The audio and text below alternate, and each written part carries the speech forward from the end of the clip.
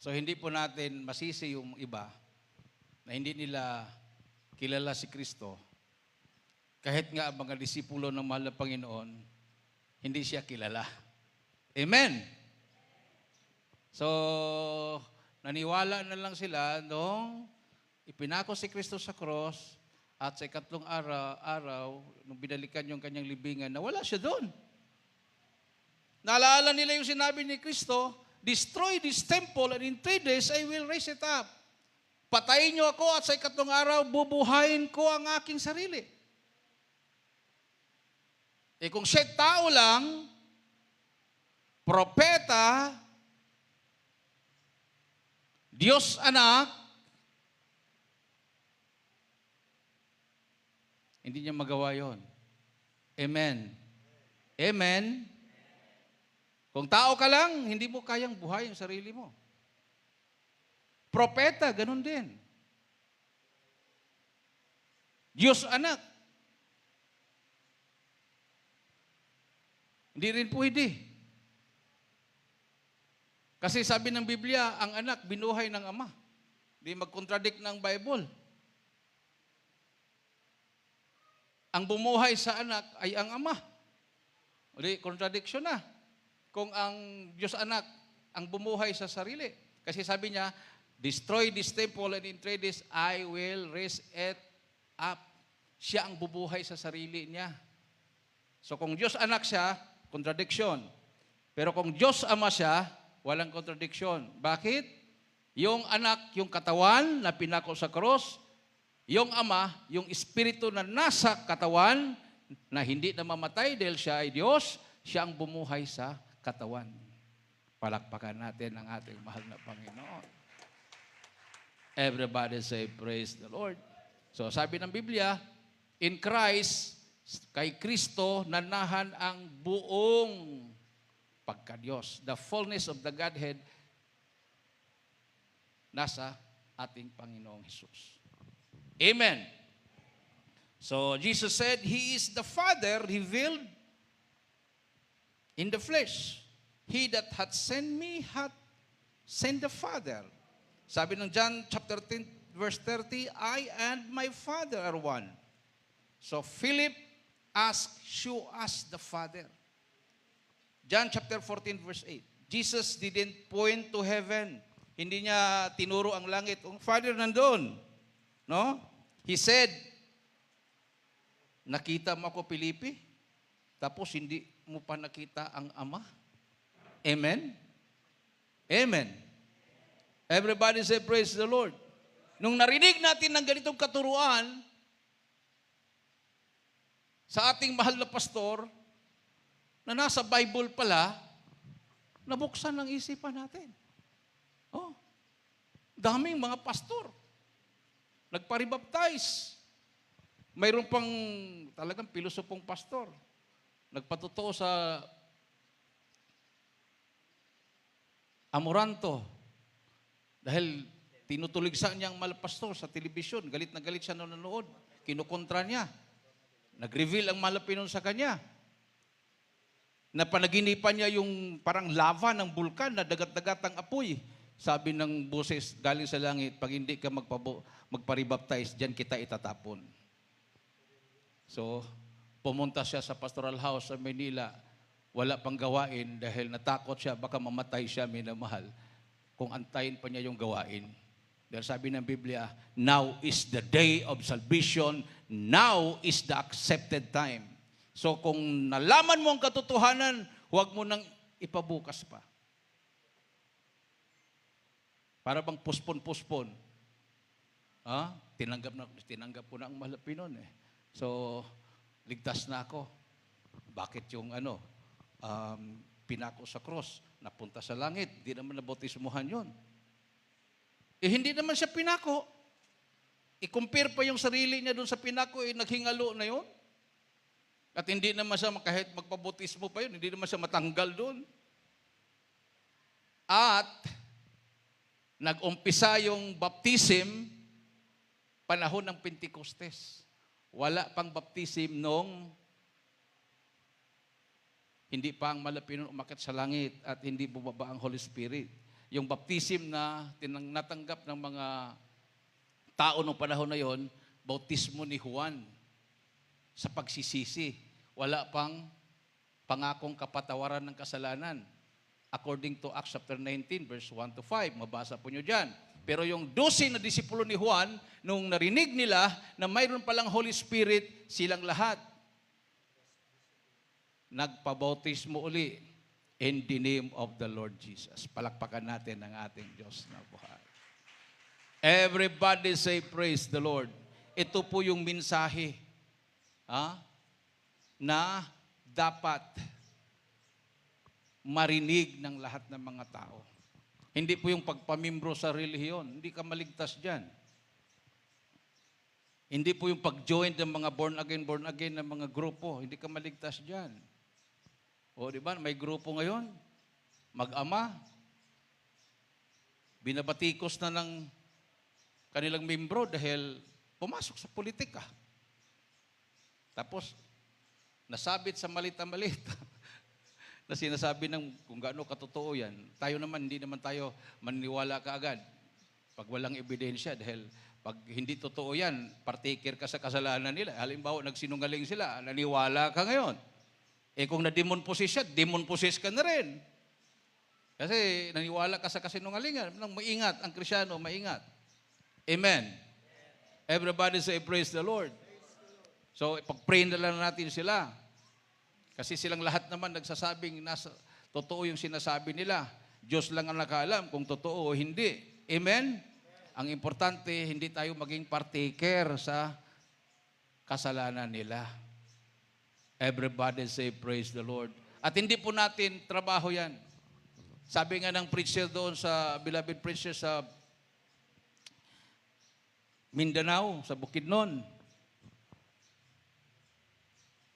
pag mag-preach siya sa bundok, dadaan siya ng checkpoint. Dadaanan niya ang checkpoint ng army. Pagdating niya sa bundok, dahil pamangkin niya ang commander ng NPA doon, welcome siya. O, preach siya doon sa bundok. Pagbaba niya, pinatawag siya sa detachment. Kinausap siya. Brad, ikaw lang talaga ang makakapasok doon. Napapansin namin ng ibang mga nangangaral hindi makapasok sa area niyo, hawak ng NPA yan. Pwede bang mag-picture-picture ka doon at tingnan mo ang mga tao doon at mag-report ka sa amin? Kumbaga, kunin siyang intelligence. Tapos pag nandoon rin siya doon sa NPA, sabi ng mga NPA, nakakapasok ka sa detachment. Pwede bang mag-report ka rin dito kung anong galaw sa detachment? Sabi niya, sabi ng ating beloved preacher, Toto Pandoma, nasa langit na siya. Kinuha na ng malapin noon. Itong ginagawa ko nga, hirap-hirap na ako, dagdagan pa niyo. May mga sahod naman kayo. Kayo nang pupunta doon kung gusto nyo mag-gather ng information. May mga sahod naman kayo. Sabi niya sa mga sundalo. Sabi naman niya sa mga NPA, kung gusto nyo makagatid ng information sa sundalo, di bumaba kayo at pumasok kayo doon. Huwag niyo akong idamay. Pero kung gusto nyo na mabuhay pa kayo, dito na lang tayo. Nagbabago ang mga tao dito. Palakpakan natin ang ating mahal na Panginoon, minamahal. Everybody say, praise the Lord.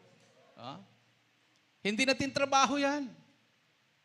Pero kung makinig sila sa Ebanghelyo ng Kaligtasan, welcome sila. Sabi nga ni Malo Pastor, beware, communism is Satanism.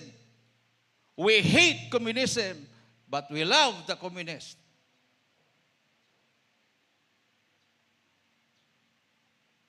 Yung mga nakarinig sa sinabi ng Malo Pastor, yung iba nagalit, yung iba sinubukan, naniwala, dumalo sa krusada, hinahanting ang Malo Pastor, hinipo ng Malapino, nagpabutismo, o nagbago ang ilang buhay nila.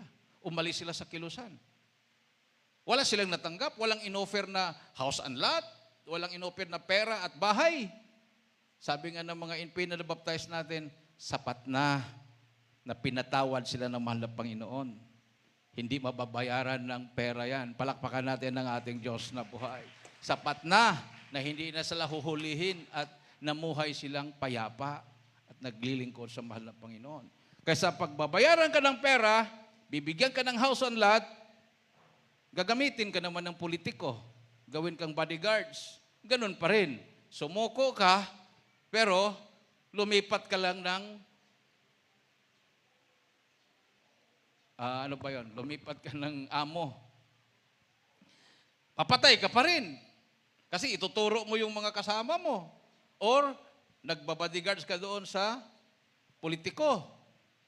Pero dito sa Jesus Miracle Crusade, tanggal lahat. Amen? Hindi ka na papatay, payapa ka na, walang huhuli sa'yo, dahil anak ka na ng Diyos. Isang malakas at matunog na palakpak sa ating mahal na Panginoon. No? We are the children of God. Yan nga ang dahilan kung bakit ang Diyos ay tinatawag nating Ama. So tayo ay mga anak. Amen? Diba sa Juan 1:12, babasa po natin yan. Juan 1:12. But as many as receive Him, to them give He power to become the sons of God, even to them that believe on His name. Tagalog, kayo nilang po. Hallelujah, praise the Lord. Dito po sa panalaklat ng Juan, Kabanata 1, ang talata ay 12. Ito po ang nasusulat, mga minamahal. Datapwat ang lahat ng sa Kanya'y magsisitanggap, ay pinagkalooban nila sila ng karapatan, maging mga anak ng Diyos, sa makatuwid bagay, ang mga nagsisisampalataya sa Kanyang pangalan. Amen. Ilocano. Dito po sa Juan 1, ang talatay 12. Ngem kadakiti amin ngem mawat keng kuana, inikan na ida ti kalintegan nga agbalin nga anak ti Diyos, kadagijay amamati itinagan na. Amen. Everybody say, praise the Lord. But as many as receive Him, to them give He power to become the sons of God, even to them that believe on His name. So sa Tagalog translation, karapatan. Sa Ilocano, karapatan din ba? Ang meaning? Unawa? Sa Ilocano yung power? Ano yun? Karapatan din. Sa English version, sa King James, power. Karapatan kasi, ang alam ko, ang tamang English yan is authority. No? Kalintigan. Authority. Authority. Karapatan. Pag sinabing power, ang tamang translation sa power is kapangyarihan. Ayun. Yun yung ini-emphasize palagi ng ating mga pastor. Binigyan ka ng kapangyarihan. Hindi ka lang anak ng Diyos na powerless. God give you power. Amen. Anak ka nga ng Diyos. Sabi mo, anak ka ng Diyos, powerless ka naman. Sunod-sunuran ka sa diablo. Alipin ka pa rin ng kasalanan. May bisyo ka pa rin. Hindi mo matanggal-tanggal. You are powerless. Ay sinabi ng Bible, God give you power. Sabi ng Biblia, submit therefore yourself to God, resist the devil, and the devil shall flee away from you. Ang demonyo ay tatalsik palayo sa'yo. Everybody say, praise the Lord. Palakpakan natin ang ating mahal na Panginoon. Hindi yung paikot-ikot pa rin. Hindi yung paikot-ikot pa rin ng demonyo, pabalik-balik pa rin. No? Pag magpasakop ka sa Diyos, right after baptism, pag ikaw ay naniwala at nagsisi at nabautismuhan sa pangalan ni Jesucristo, na patawad ang kasalanan mo, hindi na makalapit ang demonyo sa iyo. Amen. Balot ka na ng kapangyarihan ng mahal na Panginoon. Palakpakan natin ang ating Diyos na buhay. So, Jesus fathers us by new birth. Nung sinabi niya, except a man be born of water and of the Spirit, he cannot enter into the kingdom of God. So kailangan ipanganak tayo muli. So kung hindi ka ipanganak muli, hindi mo siya ama. Amen. So kailangan ipanganak ka muli. So spiritual ka kapanganakan, doon ka pa maging anak ng Diyos. Everybody say, praise the Lord. You belong to the sons and daughters of God. Children of God. Everybody say, praise the Lord. Yan po yung tunay na born again. Ha? Ang tunay na born again, hindi na kayang paglaruan ng dyablo. Oh? Sabi pa ng mga saksi nyo ba, pag mag-discuss ng born again, ay yung born again, di basta-basta yan. Sabi niya. Walang born again daw sa kanila, hindi daw sila born again. Dahil ang born again, ayon sa kanilang kaalaman, hindi daw basta-basta. Kakaiba daw ang born again. Parang invincible. Yung ating pong naranasan na binaril, hindi tinablan ng bala, yun po yung born again. Amen.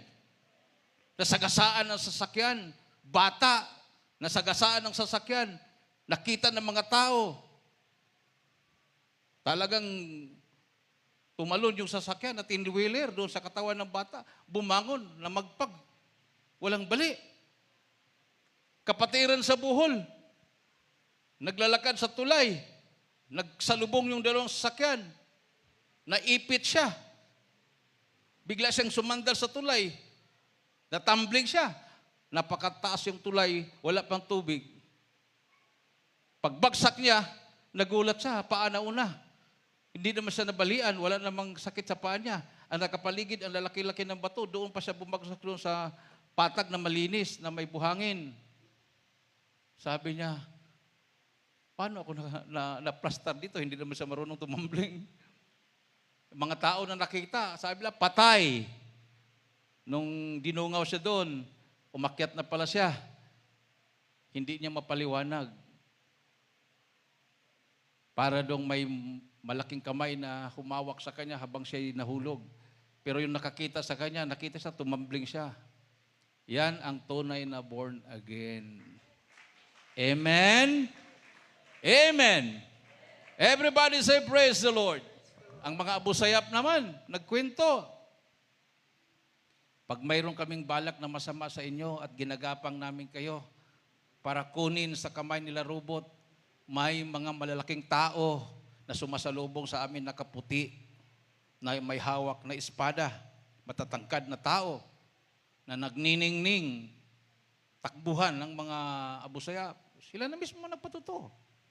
At yung gustong pumatay sa amin na mismo sa loob ng kampo ng Abu Sayyaf. Yung nag-speak in tongues ako nung kapuspusan ng Holy Spirit. Gusto niya akong patigilin. Gusto niyang abutin yung Armalite at ubusin yung isang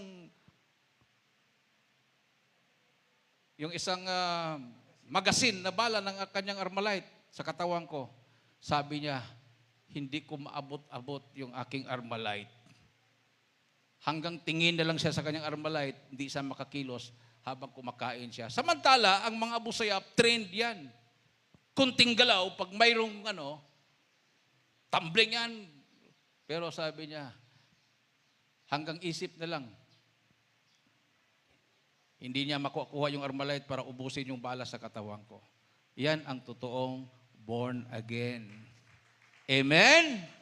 Si Malapastor, binaril, ilang beses kinalabit yung Armalite, pati 45, wala ni isang balang pumutok.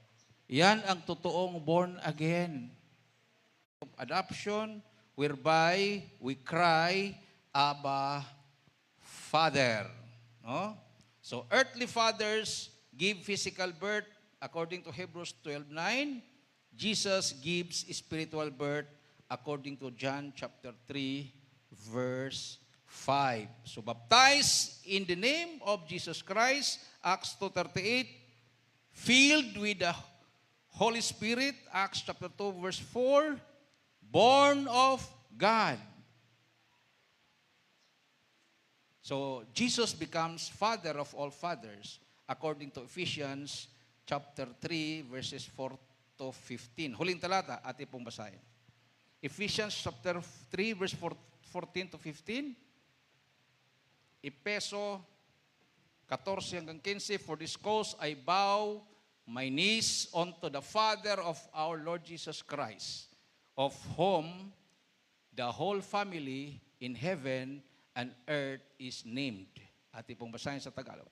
Hallelujah, praise the Lord. Dito po sa panalaklat ng Efeso, Kabanata 3, ang talata ay 14, 15. Hanggang 15. Ito po ang nasusulat, mga minamahal. Dahil dito, ay iniluluhod ko ang aking mga tuhod sa Ama, na sa Kanya'y kumukuha ng pangalan ang bawat sangbahayan sa langit at sa lupa. Amen. Sa Ilocano? Dito po sa Efeso 3, 14, 15. Gapo ito'y iruknoy ko dagiti tumeng ko ti sanguwanan ti Ama. Isua pangalaan itinagan ti amin sang kabalayan ijay langit ken ditoy daga. Amen. Palakpakan natin ang ating Diyos na buhay. Everybody say, praise the Lord. Father of their God. Pero nasaan? Nasaan ang Diyos? Wala. Dito sa atin, napakalapit ang Diyos. Nanahan sa puso natin. Amen? Roma 8:9. Kung wala kang Espiritu ng Diyos, kung wala kang Espiritu ni Kristo, hindi ka sa Kanya. So we are the temple of the Spirit of Christ. Tayo ang templo sa Espiritu ni Kristo. Tayo ang iglesia. Amen. Dahil si Kristo ay nanahan sa atin. Kasi ang iglesia ay hindi po building, hindi rin relihiyon. Ito ay mga mananampalataya na may Kristo sa puso. Amen. Awitan po natin ang ating mahal na Panginoon, minamahal. So taas noo kahit kanino. We are the true church of the living God. Sa Kanya tayo, kay Jesus tayo, minamahal. He is our Lord and He is our God. Sabi nga ni Apostol Tomas, Panginoon ko at Diyos ko. Sabi ng Malapinon sa Kanya, naniwala ka dahil nakita mo ako na nabuhay sa mga patay. Naniwala ka ngayon na totoo yung sinabi ko. Patayin niyo ako at ako ang bubuhay sa sarili ko. Mapalad ang mga tao na naniniwala na ako ay Diyos. Ako nga ang Panginoon na hindi nakakita sa akin. So mapalad tayo, mas mapalad tayo sa unang Kristiyano. Sila naniniwala dahil nakita nila na nabuhay na nga ang Malapinon muli sa mga patay. Pero tayo naniwala, masigit pa ang mga himala sa atin kaysa naranasan ng unang Kristiyano. Sabi nila, sobra na sa inyo. Wala sa Biblia na binaril, hindi tinablan ng bala. Sabi ng mahal na Panginoon, mas higit pa ang mangyayari sa inyo. Mas higit pa ang mga himala, ang mga tanda at kababalaghan. Dahil ako ay babalik na sa langit. Amen. Siya ay uupo na sa kanyang trono bilang Diyos at Ama na walang hanggan. Awitan po natin ang ating mahal na Panginoon.